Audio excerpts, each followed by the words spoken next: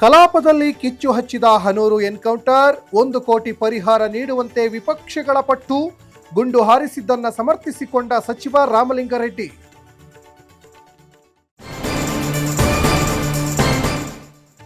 ಸಂಪುಟದಿಂದ ನಾಗೇಂದ್ರನ ಕೈಬಿಡುವಂತೆ ಬಿಜೆಪಿ ಪಟ್ಟು, ಲೂಟಿ ಸರ್ಕಾರವೆಂದು ಕೇಸರಿ ಪಡೆ ಪ್ರೊಟೆಸ್ಟ್, ಗಲಾಟೆ ಜೋರಾಗ್ತಿದ್ದಂತೆ ಪರಿಷತ್ ಕಲಾಪ ಮುಂದೂಡಿಕೆ.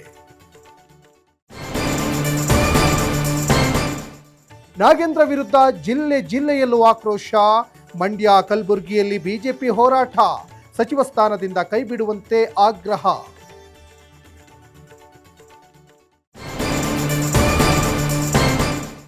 ಸುಪ್ರೀಂ ಅಂಗಳದಲ್ಲಿ ಕಾವೇರಿ ಕದನ, ಸಿಡಬ್ಲ್ಯೂಎಂಎ ಆದೇಶವನ್ನೇ ಎತ್ತಿ ಹಿಡಿದ ನ್ಯಾಯಾಲಯ, ಸೋಮವಾರಕ್ಕೆ ಅರ್ಜಿ ವಿಚಾರಣೆ ಮುಂದೂಡಿದ ಜಡ್ಜ್.